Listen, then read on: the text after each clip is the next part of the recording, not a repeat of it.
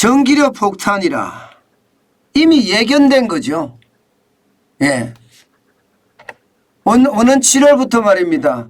킬로와트 시당 5원을 올려서 4인 가구의 월 부담 증가액이 1,535원 정도 된다고 해요.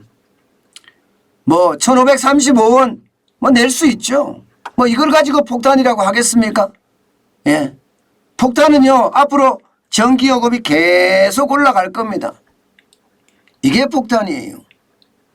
그런데 진짜 공포는요 전기요금이 계속 올라가는 게 아닙니다. 진짜 공포는 어디에 있나? 여러분, 전기요금이 올라가면요 다른 요금들 안 올라갈까요? 아마 공공요금이 줄줄이 올라갈 겁니다. 당장 가스요금 올라가잖아요. 그죠? 당장. 예. 당장 가스요금만 하더라도 말입니다. 적게 올라가는 게 아닙니다. 예.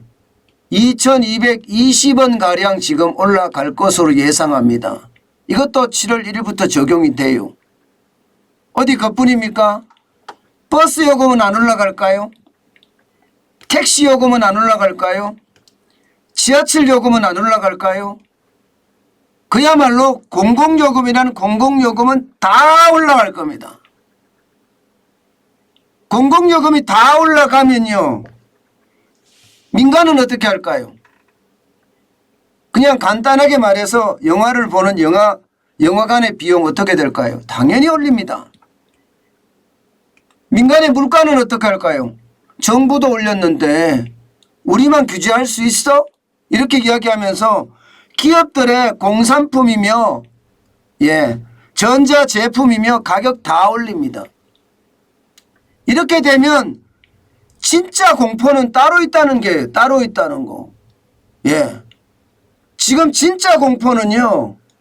예. 이렇게 가다가는 충격적으로 올 수도 있다는 이야기가 됩니다. 지금 이야기는요. 한전이 이대로 가면 적자가 엄청나기 때문에 30조가 나기 때문에 전기요금을 올린다 이렇게 이야기하잖아요. 원래 최대 30조로 갑니다. 최대. 그래서 전기요금을 올린다. 또한 그동안 안 올렸다. 그동안 계속 동결 영원 했기 때문에 결과적으로 한전이 지금 빚더미에 몰려서 파산 직전이다. 그래서 올린다. 이렇게 이야기하지만 이런 것은요. 시장 경제에서는 시차라는 게 있습니다. 그때 적시 적용을 해야 돼요.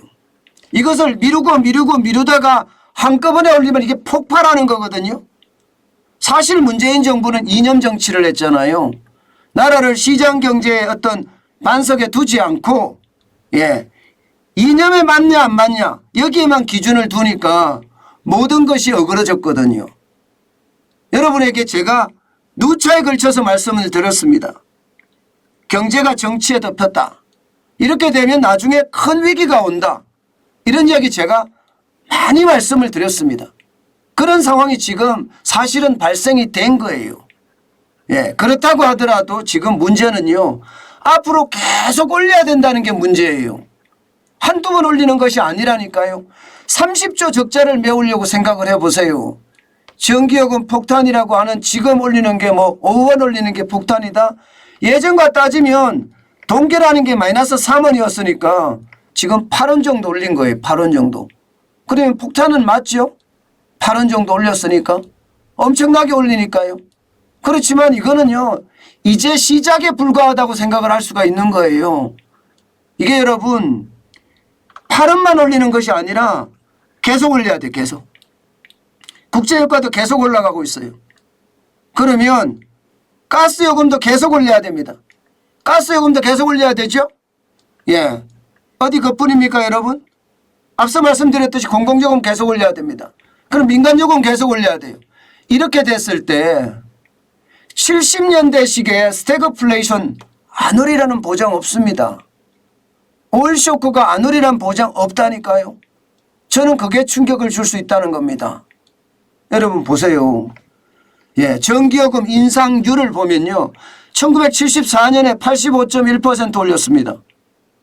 이때가 1차 오일쇼크 때입니다. 2등이 1980년에 35.9% 올렸습니다. 이것은 2차 오일쇼크 때입니다. 그리고 3위가 1979년 34.6% 올렸습니다.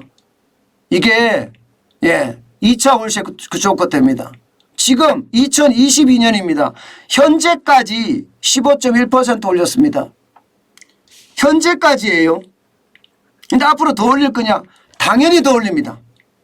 당연히 더 올립니다. 안 올릴 수가 없어요. 안 그러면 한전이 죽어 나가거든요. 그러면 올린다고 하면 오일쇼크 때하고 달라진 게 뭘까요? 이렇게 됐을 때 여러분 제가 최악의 시나리오를 쓴다. 진짜 공포가 오고 있다. 이 말을 지금 드리고 싶은 거예요. 바로 스태그플레이션이요. 스태그플레이션. 물가가 엄청나게 오르잖아요. 지금.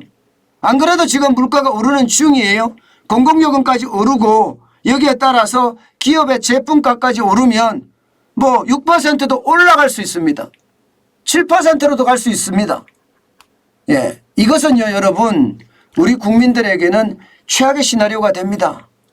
진짜 안타까운 상황이 벌어집니다. 마치 말입니다. 오일쇼크 때처럼 스태그플레이션이 진짜 터진다니까요.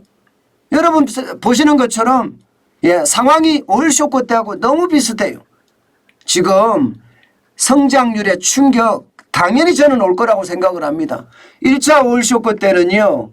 성장률은 7.1%로 8.7%에서 7.1%로 줄었지만 물가 상승률은 7.6%에서 24.6%까지 늘었습니다. 예. 이렇게 안 되리란 보장이 있을까요? 예. 2차 오일쇼크 때는요. 성장률이 9.8%에서 3%로 줄었습니다. 그러면서 물가 상승률은요. 12.3%에서 23.4%로 갔습니다. 지금은요. 지금은 성장률이 올해 2.7%가 되니 많이 합니다. 예, 그러면 물가 상승률이 예를 들어서 말입니다. 10%를 넘어선다. 그러면 최악의 시나리오 써지는 거예요. 저는 전기요금을 그때 올렸어야 되고요. 예, 그래야지만이 우리가 살아날 수 있었다고 생각을 해요. 이게 포퓰리즘에 밀려서 이념 정치를 하다 보니까 또 자기 당의 대통령 후보가 대통령이 돼야 되니까 미루고 또 미루어서 이런 결과가 초래된 겁니다. 저는 이것을 보면서요. 국가 지도자 진짜 잘 뽑아야 됩니다. 예, 그 어느 때보다 국가 지도자를 잘 뽑아야지 대한민국이 굳건할 거라고 생각을 해요. 참 어떻게 생각하면 우리 삶은요 앞으로 더 어려워지지 않겠느냐 그런 생각도 많이 합니다. 여러분 탈원전이라는 걸 만들어 두고 말입니다. 그것을 정당화하기 위해서 전기요금을 꽁꽁 묶어두고 선거 때만 되면 전기요금 동결 외쳤으니 당연한 결과가 아닌가 싶어요. 이대로 가면 여러분 결국 말입니다. 국민들은 고통 속에서 지낼 수밖에 없습니다. 심지어 말입니다. 여러분 올여름에는요. 대규모 정전이 일어나는 블랙아웃 예상이 되고 있어요. 전력 예비율이 6월인데도 불구하고 10%까지 떨어졌습니다. 10%까지. 전력 예비율이 말입니다. 이게 3 내지 4%, 5% 이하가 되면요. 블랙아웃입니다. 올해 충분히 그런 일도 벌어질 수 있으리라고 생각을 해요. 원자력 발전이 최소한으로 지금 돌아가기 때문에 말입니다. 그러니 우리 경제에 지금 덮치는 그 충격은요. 전기료 폭탄이 공포가 아니라 실제 오는 공포, 스태그플레이션에 대한 공포, 게다가 사회적 혼란에 대한 공포, 이것이 훨씬 더 크지 않나 저는 그렇게 생각을 합니다. 참 답답한 현실에 어디에 말입니다. 호소할 데도 없고 예, 마음만 무거워지는 것은 왜일까요? 여러분 진짜 대한민국이 대한민국다워야 되는데 점점 대한민국이 아니라 대소민국으로 가는 것 같아서 안타까워요. 아주 작은 나라로 가는 것 같아서 말입니다.